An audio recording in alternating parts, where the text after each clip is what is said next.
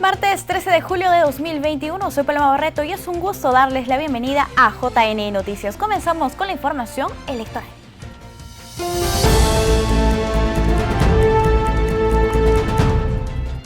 Y en la siguiente nota conozca las acciones que determina la legislación electoral respecto a la proclamación de resultados de fórmulas presidenciales.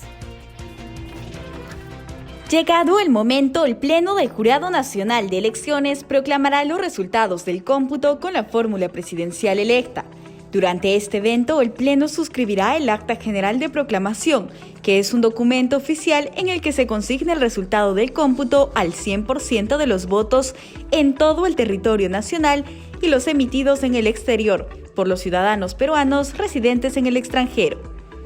En el acta se indican además los votos obtenidos por cada organización política, los votos en blanco, los votos nulos, así como otros datos relevantes y finalmente la proclamación que es la finalidad del proceso electoral. Seguidamente, el máximo ente electoral entregará las credenciales para el periodo 2021-2026 a los candidatos elegidos. Así lo dispone la Constitución Política del Perú, la Ley Orgánica de Elecciones y la Ley Orgánica del Jurado Nacional de Elecciones. Bien, el Jurado Nacional de Elecciones resolvió todas las apelaciones de nulidad pendientes en el Pleno. La próxima semana se estima sería la proclamación de los resultados finales. El Jurado Nacional de Elecciones culminó con la resolución de todas las apelaciones pendientes en el Pleno presentados en el contexto de la segunda vuelta presidencial. Luis Alberto Sánchez, vocero del JN, explicó a detalle los procedimientos que siguen. El procedimiento que sigue es que ellos puedan realizar coordinaciones con las oficinas descentralizadas de procesos electorales de la OMPE para que puedan ingresar estas actas que han sido apeladas o con pedido de nulidad al cómputo final y finalmente sean las ODPs que devuelvan este cómputo final a los jurados electorales especiales. Esta coordinación va a ser muy breve, entendemos, habida cuenta que si revisamos la plataforma electoral, las resoluciones que ya han sido colgadas y publicadas, los recursos han sido desestimados, han sido declarados infundados o improcedentes, entonces no hubo una modificación en el cómputo final que ya tenían los jurados electorales especiales. Esto ayudaría un poco a que las gestiones se aceleren. Tan es así que hoy día tenemos ya 41 jurados electorales especiales que han ya emitido en audiencia pública la proclamación de resultados y para el día de mañana se ha anunciado un grupo de 15 jurados que procederían a hacer lo propio.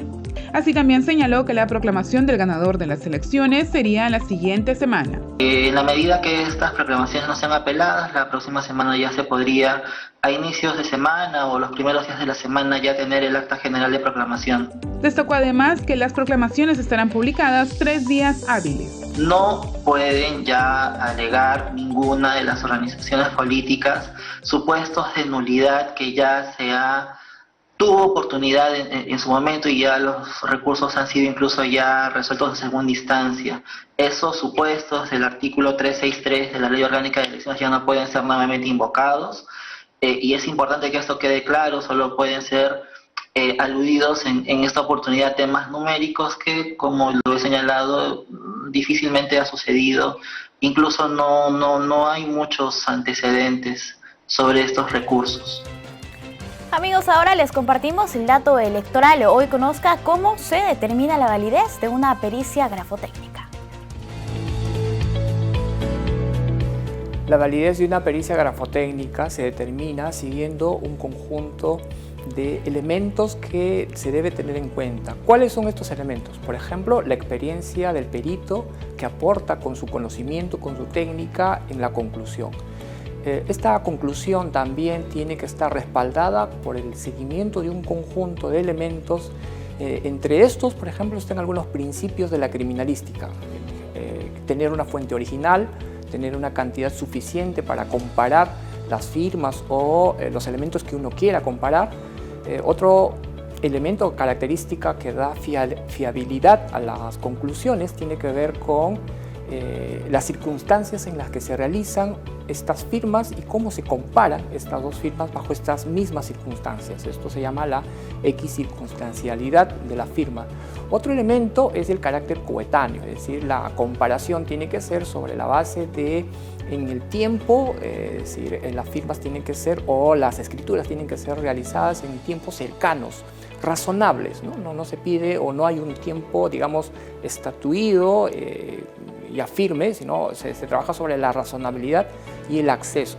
Otro elemento que coadyuva tiene que ver con el carácter espontáneo. Entonces, seguir un conjunto de pautas, técnicas y principios va a hacer que la conclusión que un perito aporta por su experiencia, por su técnica, y dice si esas dos, por ejemplo, esas dos firmas comparativas son o no similares, va a ayudar a quien, sobre la base de su conclusión, va a tener que tomar una decisión. Entonces hay que seguir estas pautas para la validez, y la validez de un peritaje está, digamos, matizada por su experiencia y por la metodología que sigue y explica en cada uno de sus peritajes.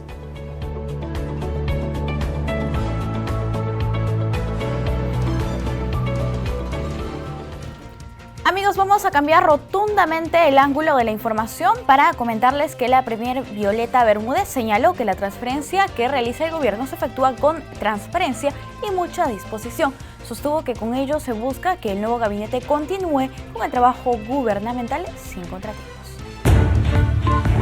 A pocos días que se realice la transferencia, el gobierno de transición y la pronta proclamación del Jurado Nacional de Elecciones del ganador de los comicios, la presidenta del Consejo de Ministros, Violeta Bermúdez, señaló que estarán a disposición de la nueva gestión gubernamental. El último momento de la transferencia se va a producir cuando la nueva gestión gubernamental designe a su gabinete de ministros. Hay un momento que será nosotros estimamos que será el 30 de julio, que nosotros, los ministros salientes, nos reunamos, puede ser presencial o virtualmente, con el ministro o las ministras entrantes, cada uno con su respectiva OPAR, y allí firmemos el acta de transferencia, y por supuesto es un espacio también para poder conversar ya sobre algunos otros temas que sean de interés de la nueva gestión. Sostuvo además que dicha transferencia ya inició en algunos ministerios y se realizará con transparencia para brindarle seguridad a la ciudadanía.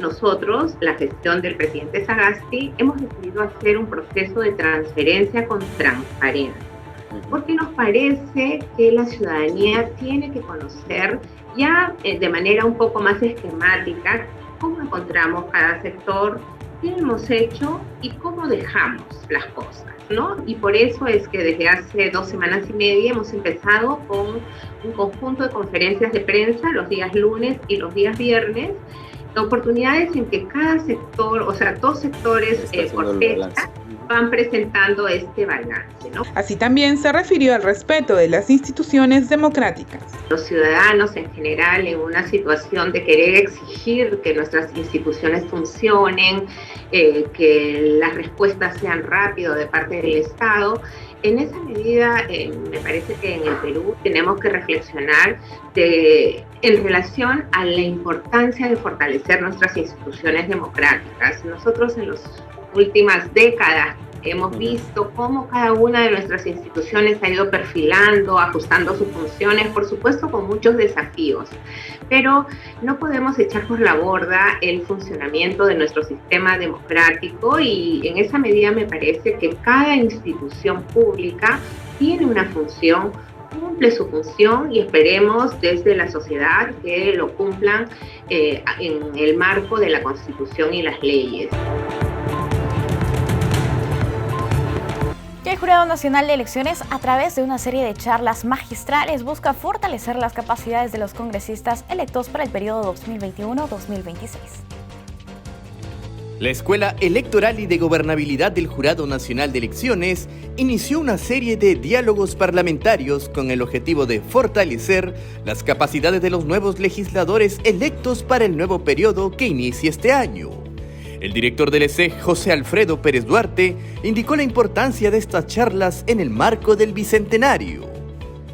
Este programa tiene como objetivos, uno, fortalecer las capacidades de los congresistas electos para el periodo 2021-2026. en temas específicos y de especial relevancia para la agenda parlamentaria. Por su parte, Iván Lanegra, secretario general de la Asociación Civil Transparencia, señaló la importancia del fortalecimiento de las políticas públicas.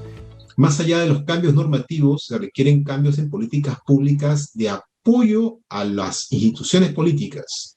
Por ejemplo, los partidos políticos requieren claramente de políticas públicas que apoyen el fortalecimiento de sus capacidades, que generen mejores incentivos para la producción de espacios de diálogo multipartidarios y que generen además capacidad para poder sostenerse en el largo plazo, que es un elemento crucial para generar la experiencia que necesitamos en las personas que hacen política para mejorar la gobernabilidad democrática del Perú. En tanto, el economista Javier Portocarrero sostuvo que se necesita fortalecer también a los partidos políticos que participan de los distintos procesos electorales en el país. Esta consolidación de los partidos es algo fundamental para la consolidación de la democracia en el Perú y lo que se busca es tener un número más acotado de partidos y que cada uno de ellos sea más fuerte, que sea más representativo, que sea más programático, y que esto dé lugar pues, a una discusión política en el Congreso basada en las bancadas, en bancadas más fuertes, con menor cantidad de bancadas, y creemos que eso es un elemento sustancial para la democracia, ¿no? Ana Lucía Camayora, miembro del Comité Estratégico de Desarrollo Nacional de IPAE, destacó la importancia de la independencia de los poderes en un contexto democrático, así como las libertades de las diferentes instituciones públicas y privadas.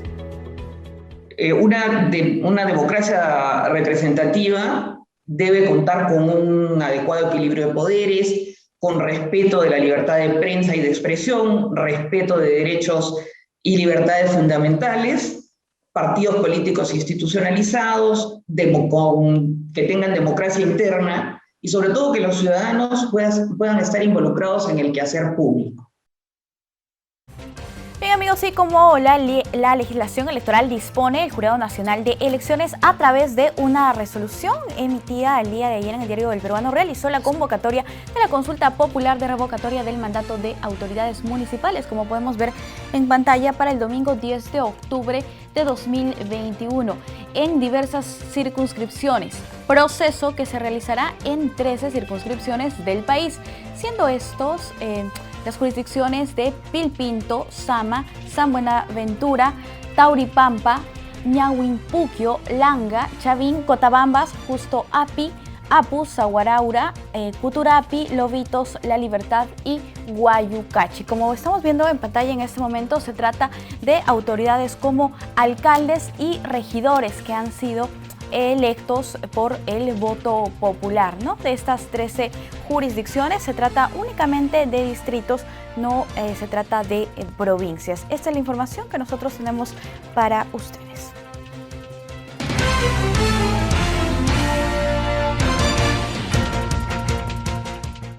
Amigos, vamos a hablar ahora sobre el Museo Electoral del Jurado Nacional de Elecciones, que está realizando talleres educativos por el bicentenario de nuestro país. Hoy nos encontramos con el especialista en museología, además historiador del máximo ente electoral. Se trata de Mauricio Gibson. ¿Cómo estás, Mauricio? Bienvenido, muy buenos días. Buenos días, Paloma. Gracias por la invitación y gracias a todo el personal del canal por habernos recibido.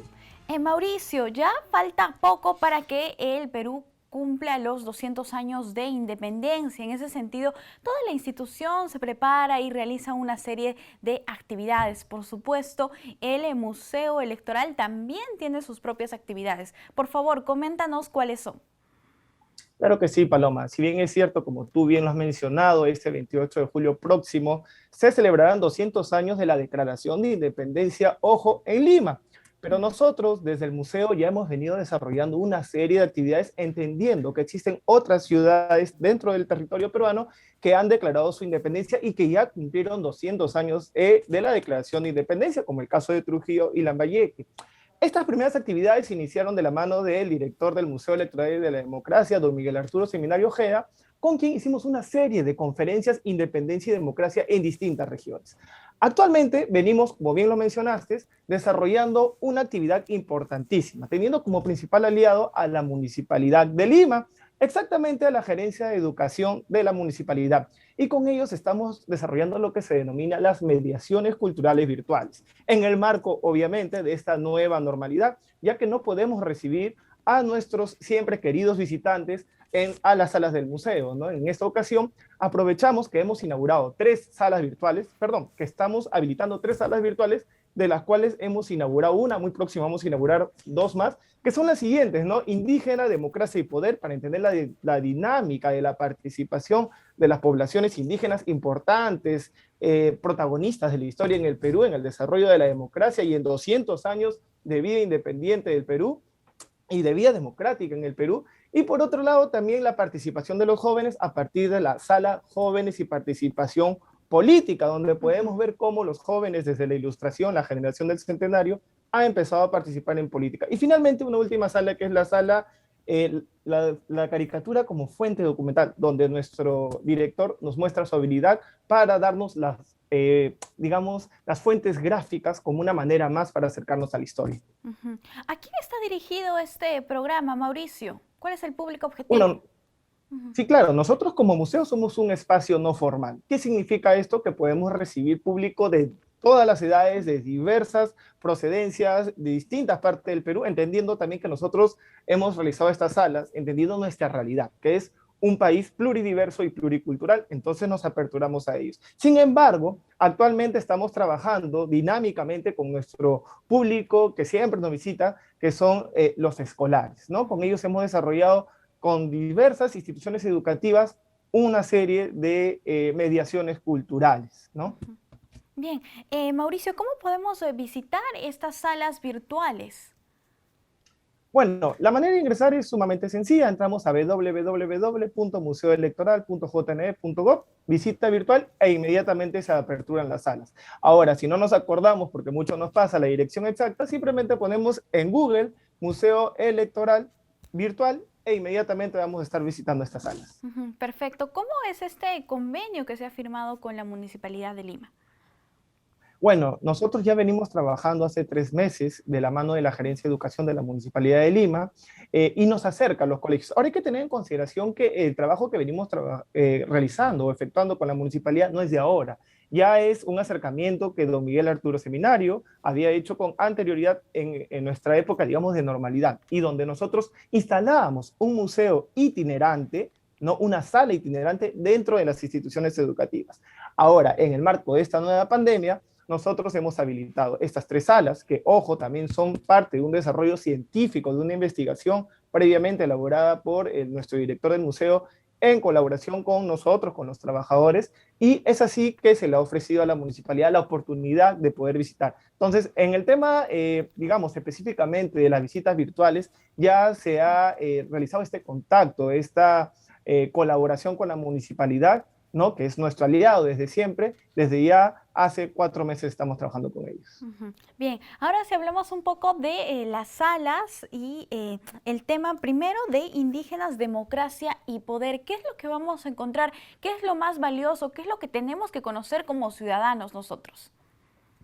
En principio, hay 3 puntos importantes, ¿no? Sobre el desarrollo de la historia democrática que esta sala nos ofrece, ¿no? Primero, la apertura de la participación, o lo que nosotros decimos la primera inclusión electoral en el Perú, importantísima, porque después de la Corte de Cádiz, ojo, que las elecciones en el Perú fueron antes de la independencia, los grupos indígenas autóctonos considerados por la Corte de Cádiz y la Constitución de 1812 como parte de la ciudadanía española van a poder participar en elecciones.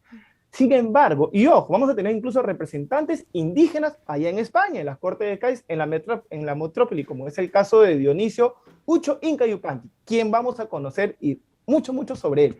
Pero específicamente también vamos a hablar de un silencio electoral que se dio en 1896 a partir del gobierno de Piérola, que va a durar hasta 1979, con nuestra constituyente del 78 y la constitución del 79, que les va a retornar el derecho a ejercer su voto a estos grandes grupos indígenas que son ojos siempre, y por eso se caracteriza el museo de hablar de quienes gestan la historia, y los que gestan la historia no es un presidente, un rey, una guerra, un hecho político, sino son los grandes grupos que dinamizan la sociedad en el país. Claro, Mauricio, y es importante conocer y reconocer que existen estos grupos, comunidades en nuestro país y también trabajar para que ellos puedan obtener representación actualmente en el país. Por otro lado, una sala importante es la caricatura como fuente documental. ¿Cómo es que surge esta iniciativa? Esta es una iniciativa interesantísima, ¿no?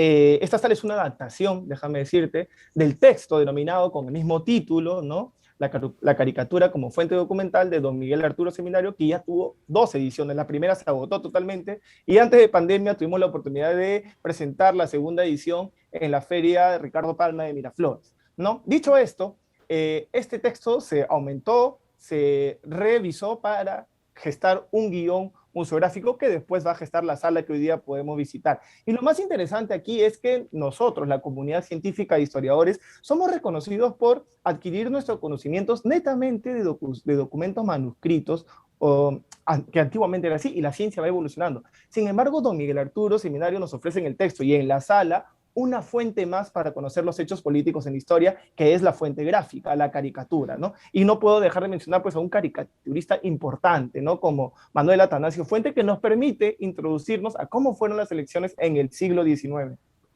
Perfecto, entonces lo que se guarda también en las fuentes documentales que se tienen, se rescatan únicamente muchas veces de la caricatura del momento.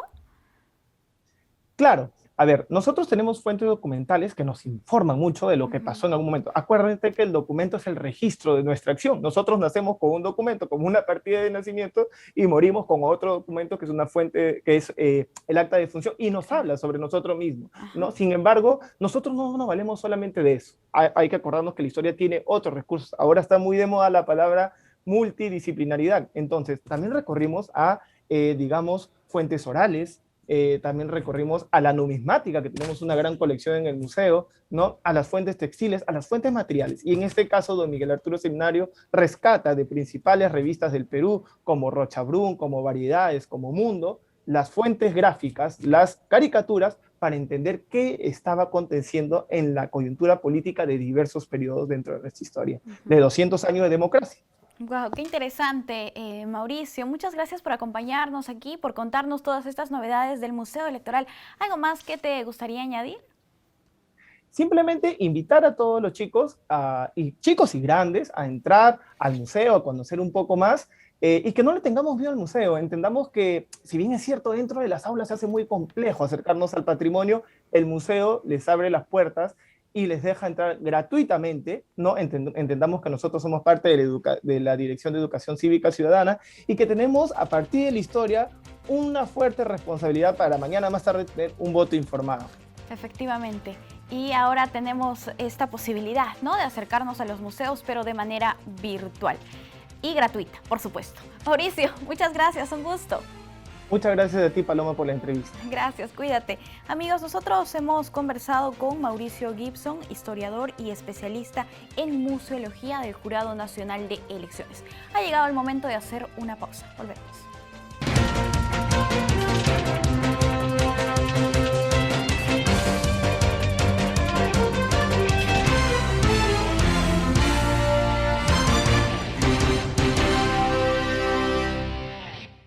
Amigos, estamos de vuelta. Muchas gracias por continuar con nosotros. Vamos con la información de coyuntura. La Fiscalía se pronunció sobre la orden que no acató el Congreso de suspender la elección de miembros del TC y afirmó que está habilitado para investigar a legisladores por su accionar. La Fiscalía de la Nación señaló a través de su cuenta de Twitter que se encuentra habilitada para investigar a los congresistas de la República que resulten responsables de algún delito, ello por no acatar la orden de suspender el proceso de elección de magistrados para el Tribunal Constitucional.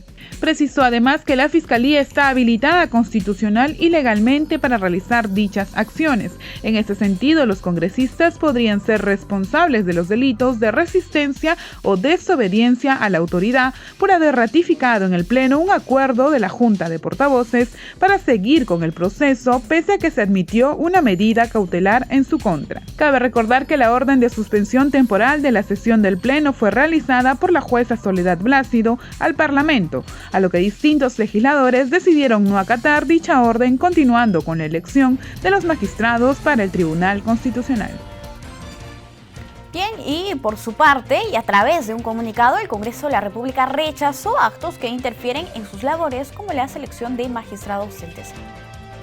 La Junta de Portavoces del Congreso de la República, a través de un comunicado, señaló que rechaza enérgicamente todo acto que interfiera con las competencias exclusivas y excluyentes del Congreso. Rechazó además cualquier intención de normalizar la instrumentalización política de la Administración de Justicia y de la investigación fiscal. Condenaron cualquier forma de amedrentamiento o intimidación contra los congresistas de la República y la institución contra los legisladores. Y finalmente, reiteraron que toda actuación, tanto de los congresistas como de los órganos parlamentarios con respecto al proceso de selección de los magistrados del Tribunal Constitucional, se realizó en concordancia con la Constitución y las leyes vigentes. Bien, por otro lado, la Contraloría detectó transferencias financieras irregulares en el gobierno regional de Tumbes. Se han identificado presuntas responsabilidades penales y administrativas en 4 funcionarios. La Contraloría identificó en el gobierno regional de Tumbes transferencias financieras irregulares que ascienden más de 7 millones de soles en septiembre del 2020. Según el informe de control, 4 funcionarios y servidores aprobaron certificaciones de crédito presupuestario sin archivo legal que lo sustente.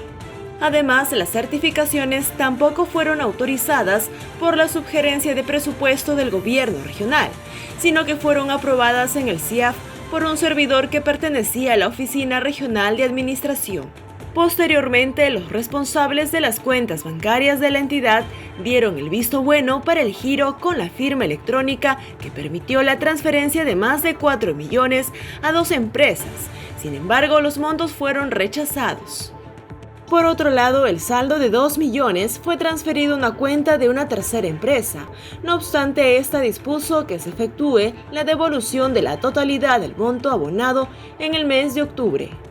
El informe ha sido comunicado al Gobierno Regional de Tumbes y a la Procuraduría de la Contraloría para iniciar acciones administrativas y legales correspondientes. Tenemos una buena noticia. El Ministerio de Salud informó a través de sus redes que la segunda vacunatón iniciará desde este sábado 17 a las 7 de la mañana hasta el domingo 18 a las 7 de la noche y se incorporará a los de 45 y 46 años de edad. La estrategia denominada Vacunatón continúa en marcha, según informó el Ministerio de Salud.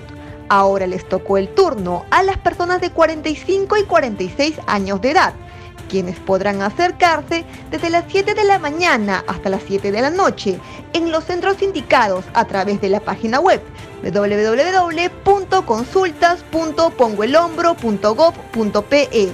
El ministro destacó además que hasta fines de este mes llegarán al país entre 18 y 19 millones de dosis de vacuna contra la COVID-19, los cuales forman parte de los 68 millones contratados por este gobierno. La mayor cantidad de vacunas llegará en el segundo semestre del año. Remarcó que en la tercera vacunatón se priorizará a los menores de 12 a 17 años de edad que tengan comorbidades como cáncer, síndrome de Down, entre otras. Y para los menores que no tengan estas condiciones, se prevé que se les vacune entre octubre y diciembre de este año. Y todos debemos poner el hombro en la campaña del gobierno por la inmunización contra la COVID-19. Veamos el testimonio del locutor de radio, Coqui Salgado.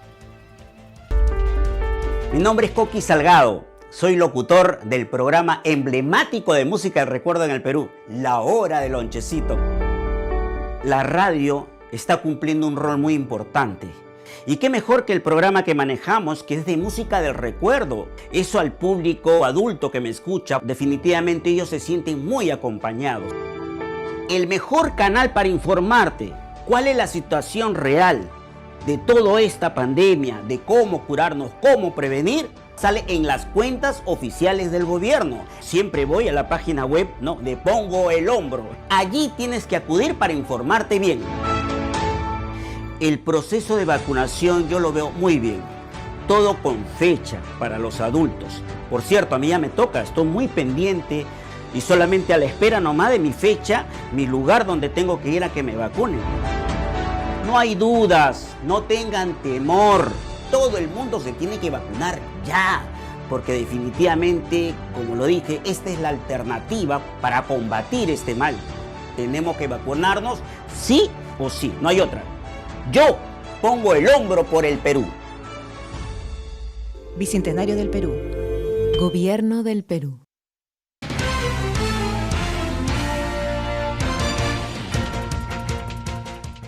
En la entrevista de hoy vamos a hacer un reporte de la Defensoría del Pueblo sobre la desaparición de mujeres y adolescentes en el año 2021.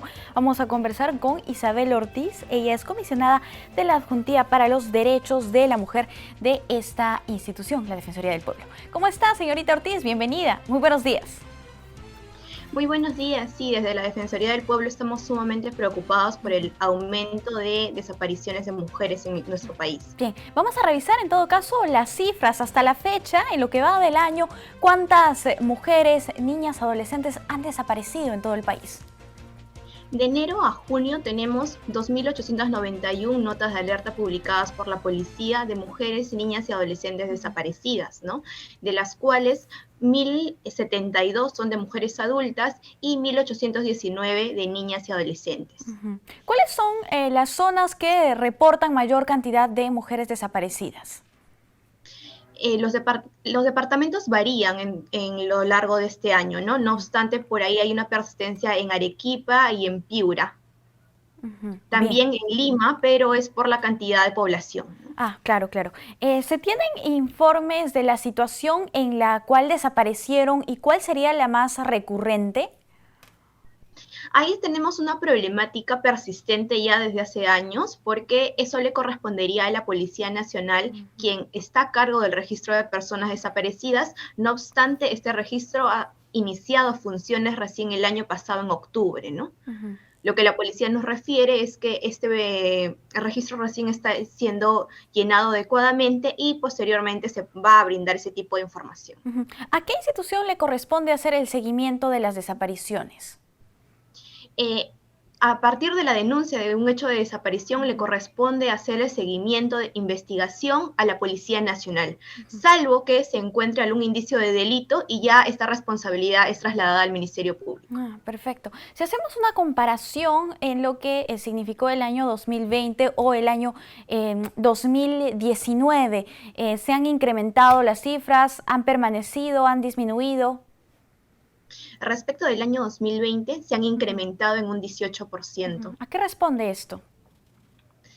Esto puede responder, uno, a un aumento de casos, o otro también a un aumento de conocimiento de la población respecto a este tema y por lo tanto se denuncian de forma oportuna este tipo de casos, ¿no?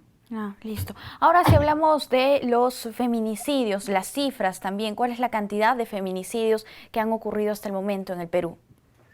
Hasta el mes de junio tenemos 76 hechos de feminicidio, de los cuales 10 de ellos tienen un antecedente de un hecho de desaparición, ¿no? 10 de las víctimas habían sido reportadas como desaparecidas por sus familiares previo a que haya sido ubicado su cuerpo. ¿Eso también evidencia un incremento a los años anteriores hasta la fecha? Sí, efectivamente es un incremento y esto también va a evidenciar cómo es que la desaparición implica pues para las mujeres un riesgo mayor para la vida, Claro. Bien, ahora que ya conocemos estas lamentables cifras que se tienen en el país, estamos hablando de un promedio de 18 mujeres que han sido o que han muerto víctimas de un varón, en el caso de feminicidios, pero también estamos hablando del caso de niñas, de adolescentes, de mujeres que han sido reportadas como desaparecidas. Estamos hablando de más de 12.800 mujeres. Estas cifras son realmente alarmantes. ¿Qué hacen nuestras instituciones y desde lo que usted nos puede comentar, qué hace la Defensoría del Pueblo? La Defensoría del Pueblo interviene en estos casos ya sea de oficio o a pedido de parte cuando se dé algún tipo de vulneración de derechos. Vamos a tener que hemos intervenido, por ejemplo, en casos de que no se les quiera recibir la denuncia a los familiares o amistades de la víctima, cuando se ha justificado el hecho de desaparición, cuando las investigaciones ha habido demasiada dilación, o también en casos en que algunas instituciones no quieran dar información que resultaría ser relevante para la ubicación de esta persona, ¿no? Por otro lado, también a nivel ya mucho más estructural, hemos recomendado que todas las instituciones que tengan que intervenir en un hecho de desaparición en la búsqueda de la persona, cuenten con una debida diligencia al tomar acción, ¿no? Que la búsqueda de esta persona sea oportuna, que se lleven a cabo las diligencias mínimas que te ordena la norma, ¿no? Como por ejemplo ahí tenemos la aplicación del procedimiento de geolocalización, acercarse donde desapareció la víctima y recoger evidencia, si la hubiese, ¿no? Recabar videos de las cámaras de videovigilancia de donde desapareció la persona, y esto es importante no solamente que pues lo aplique la policía, sino que también la población lo conozca para que lo pueda exigir durante este tipo de procesos. Otra recomendación que hemos brindado es que haya una intervención inmediata de la policía, ¿no? ¿Y esto por qué? Porque mientras más rápido se inician las acciones de búsqueda, es mucho más probable que la víctima sea ubicada con vida. Por otro lado, que todas estas diligencias que se vayan a realizar para la ubicación de la misma sea bajo la presunción de que ésta se encuentra con vida y privada de su libertad. Ahora, también es importante y necesario que haya un personal calificado que pueda recibir y realizar las investigaciones. ¿Por qué? Para que no se justifique el hecho de desaparición basándose en estereotipos de género. Bien, usted menciona algo muy importante y es la inmediatez. Ni bien se tiene la alerta de una denuncia de desaparición, es necesario que los familiares alerten de manera temprana a la Policía Nacional del Perú, pero también que ésta actúe de manera rápida. Actualmente, nuestros efectivos policiales, aquellos que se encuentran en las comisarías y que finalmente son el primer contacto con los familiares de la víctima, de la persona desaparecida, ¿están realmente capacitados debidamente? Lamentablemente han surgido diversos problemas para interposición de la denuncia. Ya se ha instado al Ministerio del Interior poder brindar una capacitación no solamente en cuanto a temas de desaparición, sino también en derechos humanos y en enfoque de género, que se permita a ellos mismos advertir cómo la desaparición puede implicar una afectación a la vida para las mujeres, niñas y adolescentes. Bien, una de las propuestas también que realiza la Defensoría del Pueblo es respecto al fortalecimiento del sistema de búsqueda de personas desaparecidas. ¿Cómo se debe realizar su implementación o fortalecimiento en todo caso? Sí, bien, efectivamente, el año pasado fue implementado este sistema, en octubre del año 2020, no obstante, tiene múltiples falencias aún y es necesario que pueda ser afinado, ¿no? Vamos a tener que, del registro de personas desaparecidas, si bien la policía publica la cantidad de denuncias, solamente se limita a esta cifra, ¿no? No nos brinda información de cuántas personas han sido ubicadas, cuántas personas se encuentran todavía en este tipo de situación de desaparición. Por otro lado, de las personas ubicadas, cuántas de estas fueron encontradas con vida y cuántas de estas fueron encontradas muertas, ¿no? Si la desaparición en sí de una persona está conectada con algún tipo de delito. Aquí también se puede advertir, por ejemplo, que de forma muy general la desaparición suele estar vinculada no solamente con feminicidios, sino también con casos de trata de personas, ¿no? Respecto del portal de personas desaparecidas, nosotros hemos identificado que hay muchas notas de alertas que carecen de una fotografía. Ahora, al carecer de una fotografía, esta nota de alerta pues no cumpliría su finalidad, su objetivo, que es poder difundir que esta persona se encuentra en una situación de riesgo, ¿ya? Pues eso significa una situación de desaparición, ¿no? Ahora, se les recomendó a la Policía Nacional hacer uso de la fotografía que figuraba en RENIEC mientras se ubicaba una fotografía actualizada de la víctima. No obstante, esta situación ha persistido durante el año 2020 hasta la actualidad. Claro. Otro aspecto a mejorar respecto del portal es la sección de cómo denunciar, ¿no? Todavía persiste en la sociedad la creencia de que es necesario que se espere 24 horas para interponer la denuncia, lo cual no es cierto, y resulta ser un obstáculo pues para una búsqueda eficiente. ¿Se puede interponer en todo caso la denuncia de manera inmediata? Sí, es necesario que la denuncia sea inmediata a una vez se toma conocimiento del hecho de desaparición. Bien, ahora es importante resaltar, ¿no?, que se tiene que tener una base de datos bastante actualizada para poder determinar cuáles son los puntos, las zonas donde han desaparecido la mayor cantidad de personas, si están involucradas o tiene que ver con otro tipo de delitos, como podría ser en la selva con el narcotráfico o con la minería ilegal. Entonces es por eso que la Defensoría del Pueblo incide tanto en este aspecto. El tiempo lamentablemente es breve en televisión, pero nos gustaría que nos dejes un mensaje final sobre la labor de la Defensoría del Pueblo. Sí, ante cualquier tipo de vulneración de derechos pueden acercarse a nuestras oficinas defensoriales a nivel nacional para poder ayudarlos, o también pueden comunicarse a nuestra línea gratuita 0800 15 170. Perfecto, listo. Señorita Ortiz, muchísimas gracias por acompañarnos. Un gusto conversar con usted.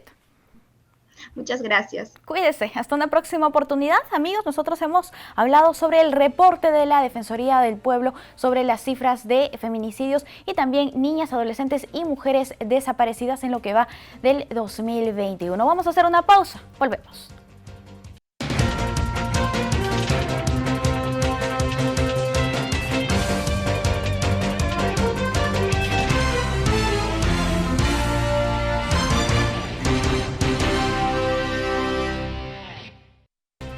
Ahora les presentamos las 5 noticias oficiales más importantes del día gracias a la agencia de noticias Andina. Adelante. El Perú impuso un récord de personas vacunadas en un solo día. El último sábado 10 de julio se logró inmunizar contra el COVID-19 a 233.864 personas en todo el país. A la fecha, se han aplicado más de 9.600.000 dosis. Se calcula que a fines de julio estarían vacunadas 4.500.000 personas. Mediante decreto supremo se aprobó el Plan Nacional de Búsqueda de Personas Desaparecidas al 2030, de cumplimiento obligatorio para todas las entidades del Estado.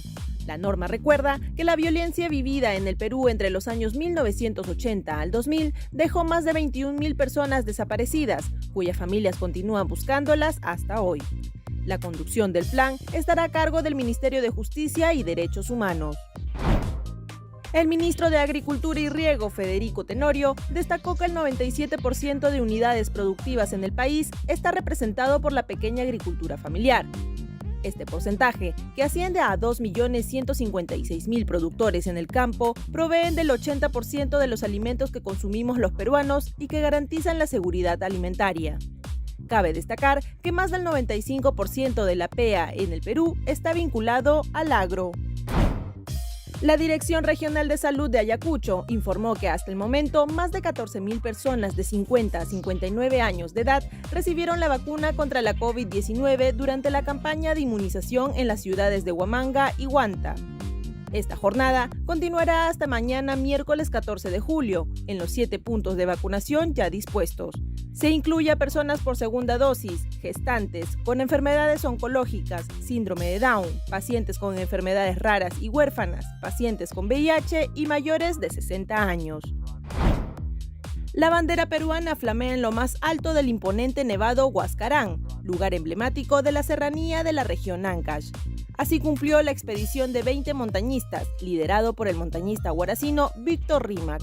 Ellos partieron la semana pasada como parte del proyecto Bandera del Bicentenario. La bandera mide 200 metros de largo por 20 metros de ancho. Es momento del microinformativo del Ministerio de Desarrollo e Inclusión Social. En este instante presentamos el informativo MIDIS. ¿Cómo están? Hoy es martes 13 de julio. Estas son las principales noticias. En la región Arequipa, la ministra Silvana Vargas entregó al municipio provincial de Arequipa y a las comunas distritales de Miraflores y Sabandía 58.65 toneladas de alimentos para atender a 10.184 personas en situación de pobreza y vulnerabilidad. Esto como parte de la estrategia alimentaria en respuesta a la emergencia sanitaria por la COVID-19. Acompañada por el director ejecutivo de Jaliguarma, Freddy Hinojosa, la ministra Vargas destacó que el MIDIS deja instalado un modelo de gestión territorial para la atención alimentaria. Ese es el compromiso que tenemos desde esta gestión, en donde hemos asumido tanto el sentido de urgencia como el sentido de oportunidad, a través de la entrega de alimentos. Entrega de alimentos que además es parte de una estrategia que supone no solamente la llegada de los productos, sino también el primer registro unificado y georreferenciado de ollas comunes y comedores populares que hemos iniciado, y la instalación de comités de transparencia y acompañamiento. En Cusco, el Tambochuro brinda sus instalaciones y acceso a internet a cerca de 40 madres de familia, quienes mejoran sus habilidades comunicativas y de liderazgo para sacar adelante sus emprendimientos. Es el caso de Julia Suma, futura profesora que ha creado un biohuerto en casa, y de Lidia Suma, que tiene galpones de más de 300 cuyes. Ellas son capacitadas por la ONG Plan Internacional en el marco del proyecto Alimentándonos Mejor. Marilu Singa, gestora del programa País asignada al Tambochuro, nos brinda más detalles. El proyecto de Plan Internacional está contribuyendo en todas nuestras mujeres de las comunidades más alejadas. Ellas ahora son emprendedoras, se comunican fácilmente, sobre todo son líderes empoderadas, y esto hace que contribuyan al desarrollo del país. En la región Piura, 168 familias usuarias e integrantes de emprendimientos rurales inclusivos del proyecto Hakuwiñay, que gestiona el programa Foncodes, fueron capacitadas en marketing digital y redes sociales. De esta manera, emprendedores de los distritos de Ayabaca, Curamori y El Tayán podrán sacarle la mayor ventaja al mundo digital e incrementar la venta de sus productos y promocionar sus servicios. Muchas gracias por acompañarnos en esta edición. Nos reencontramos mañana a la misma hora. Hasta aquí el informativo MIDIS, una producción de la Oficina General de Comunicación Estratégica del Ministerio de Desarrollo e Inclusión Social. Amigos, en el marco del Bicentenario tenemos un enlace en vivo para contarles que representa el arco morisco del Parque de la Amistad. Desde Santiago de Surco nos conectamos con nuestra compañera Kerstinina. Adelante. En el centenario de nuestro país recibimos un regalo importante por parte de la colonia española. Lo vemos a nuestra espalda. Esta es la réplica exacta de lo que es el arco morisco, y es una réplica que se encuentra en el Parque de la Amistad ubicado en Surco. Está conmigo el señor Carlos Felipa, subgerente de la municipalidad de aquí de Surco. Muy buenos días. Por favor, coméntenos acerca de la intención de replicar aquí justamente este arco morisco de la colonia española. ¿Cómo estamos? Buenos días, les hago extenso el saludo de nuestro señor alcalde Jean-Pierre Combe Portocarrero, y les doy la bienvenida a este su Parque de la Amistad, donde nos encontramos con el arco morisco. Este arco morisco fue un regalo que hizo la colonia española en el año de 1921 al conmemorarse los 100 años de nuestra independencia. Esta construcción de este arco duró por lo menos unos 2 años. Recién pudo entregarse el año de 1924, un 29 de julio. Lamentablemente, por decisión de arquitectos que en el año 1938 vieron que era un monumento obsoleto, ya que en la avenida Arequipa, ¿no?, se estaba construyendo otras cosas, decidieron demolerlo, ¿no? Después de pasar mucho tiempo ya, el año 2000, la iniciativa del alcalde en gestión en ese momento vio por conveniente poder retomar o pues reconstruir una réplica exacta de este monumento, el cual pues igual mide 29 metros de altura y está hecho, es una copia fiel del original, que tiene por lo menos algo de 10.000 mayólicas que la componen, ¿no? Y que pues muestran pues esa belleza arquitectónica que se está mostrando en estos días en este Parque de la Amistad. Te comento que el Arco Morisco es uno de los 20 monumentos que están considerados monumentos del Bicentenario de la República. Usted nos mencionó que fue demolida en su tiempo, ¿no?, por problemas de tránsito y porque era obsoleta. Tenemos aquí la réplica y para su inauguración se contó con importantes personas de ese entonces. Coméntenos quiénes formaron parte de la inauguración. Claro, en ese tiempo estuvo el actual alcalde, también vino el alcalde de la Municipalidad de Lima, en ese tiempo está el señor Andrade, y el alcalde, y también personalidades de la Embajada de España, ¿no?, que estuvieron pues, presentes en esta entrega de este monumento. Ahora, para todos los que están interesados en recorrer tanto el Arco Morisco como otros atractivos dentro del museo, por ejemplo, que se encuentra aquí en Surco, el Museo Casa de la Respuesta, ¿cómo puede hacer? ¿De forma presencial, virtual, de pronto por la pandemia? Nos preguntamos, por favor, denos todos esos detalles. Claro, nosotros también tenemos una visita virtual a las instalaciones como parte de los planes de difundir el turismo, ¿no?, del área de cultura, y pueden visitarnos pues mediante la página web o la página de las redes sociales de la Municipalidad de Santiago de Surco. Por favor, los horarios para poder acudir aquí. Por favor, para precisar eso. El Parque de la Amistad está abierto de lunes a domingo, desde las 9 de la mañana hasta las 5 de la tarde, así que quedan todos bienvenidos. No solo está el Arco Morisco, sino también está el Museo Casa de la Respuesta, donde van a poder encontrar un momento tan histórico en nuestro país. Claro, con los personajes hiperrealistas que son tan importantes en el marco del Bicentenario de nuestro país. Muchísimas gracias. Antes de cerrar este enlace, le pregunto, ¿tienen otras actividades dentro de este marco aquí por Surco?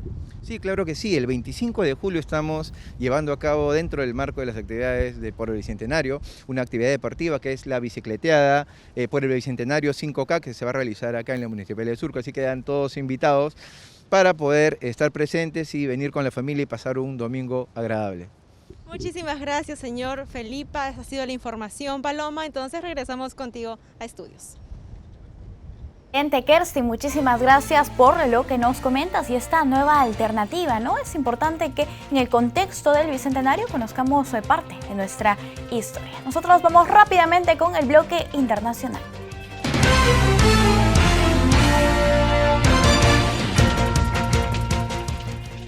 Miles de cubanos vuelven a salir a las calles pidiendo libertad y que acabe la dictadura. Esta movilización ha causado que decenas de personas sean detenidas y también desaparecidas.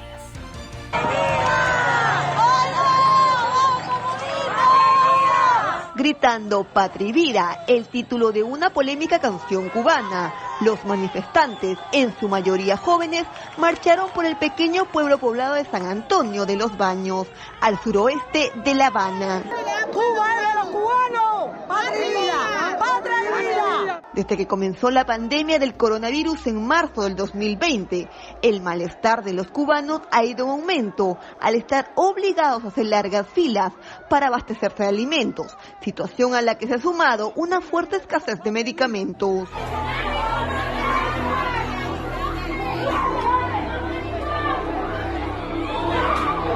En las redes sociales se difundió un video que muestra el preciso momento en que un grupo de manifestantes destruyen el cuadro de la imagen de Fidel Castro en Cuba.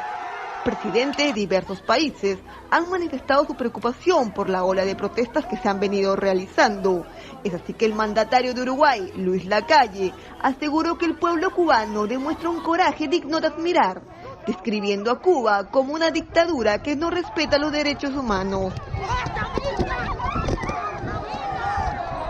Por su parte, el presidente de Estados Unidos, Joe Biden, considera que las protestas en Cuba son un llamado a la libertad.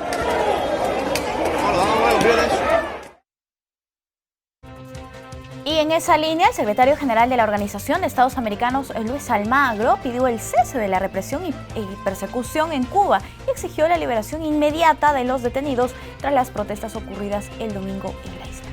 El pueblo cubano, el soberano, merece la oportunidad de elegir su destino, de ejercer su derecho a la democracia, de tener un futuro colectivo de verdad. Es demasiado grande para seguir siendo sometido a la opresión. Con este contundente mensaje, el secretario general de la Organización de Estados Americanos, Luis Almagro, dejó en claro su condena a la persecución y represión de los cubanos y exigió la inmediata liberación de todos los detenidos. En ese mensaje propalado por las redes, Almagro se solidarizó con estas protestas y arremetió además contra el régimen cubano. La dictadura cubana ha fracasado en lo que significa acceso a derechos y equidad. Ha fracasado su sistema productivo, ha fracasado su manejo financiero, ha fracasado su manejo de la economía. La única forma de licuar sus deficiencias sociales es empujando a su gente al exilio. Se trata de un sistema que es incapaz de dar trabajo digno y honesto a su gente, que es incapaz de abrir su juventud a iniciativas, incapaz de generar un sistema productivo competitivo e incapaz de lograr soluciones para las más simples cuestiones financieras como el funcionamiento de una tasa de cambio real. Este mensaje fue propalado tras darse a conocer un tuit del Movimiento San Isidro de Cuba, que difundió una lista de 45 detenidos en la isla. Es imprescindible que la dictadura caiga, porque es la única forma de terminar con la impunidad en materia de corrupción, de violaciones de derechos humanos y crímenes de lesa humanidad en la isla. Cabe recordar que el pasado domingo miles de cubanos salieron a las calles a protestar contra su gobierno por la crisis represiva y económica agudizada por la pandemia del coronavirus. Bien, y por otro lado, el embajador de Venezuela en Perú, Carlos Escule, confirmó que la policía del régimen de Maduro llegó a la casa del opositor Juan Guaidó con el fin de detenerlo. Guaidó permanece en su domicilio sin opción de salir por el cerco de las fuerzas especiales del gobierno venezolano.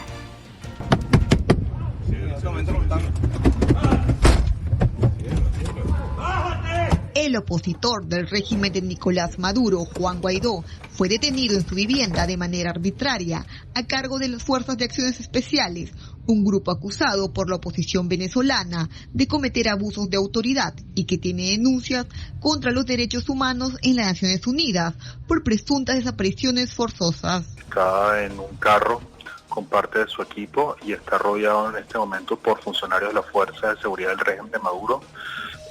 También de manera simultánea fue detenido el diputado Freddy Guevara, quien fue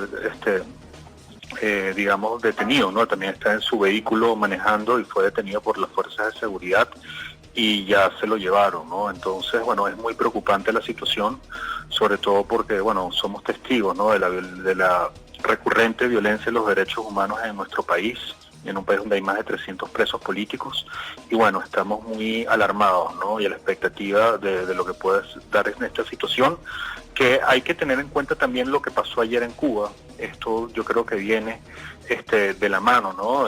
Cómo estas dictaduras actúan prácticamente con las mismas formas de represión contra la libertad de expresión y contra los pueblos que solo quieren libertad, ¿no? Y tratar un poco de defender sus derechos fundamentales. La esposa de Guaidó, Fabiana Rosales, publicó a través de su cuenta de Twitter que los policías se encontraban en el sótano, encapuchados con armas largas y rodeando la camioneta en donde se encontraba su cónyuge. Nosotros obviamente aprovechamos este espacio para denunciar lo que está sucediendo en Venezuela, esta amenaza que existe contra el presidente legítimo de la Asamblea Nacional de Venezuela, Juan Guaidó, y que ya fue detenido también, lamentablemente, este diputado. Y en el marco, por supuesto, lo que aquí tenemos que ver, de que hay esfuerzos tanto de las fuerzas democráticas de nuestro país para lograr una negociación en Venezuela, un diálogo, y se da en el marco de estos esfuerzos que se están dando y que se han adelantado, y esto es lo que sorprende, pero a la vez sale a relucir, ¿no? La naturaleza represiva, lamentablemente, del régimen de Maduro. Por su parte, el Centro de Comunicación de Juan Guaidó denunció ante la comunidad internacional una nueva escala represiva de la dictadura de Nicolás Maduro contra Guaidó y varios exdiputados.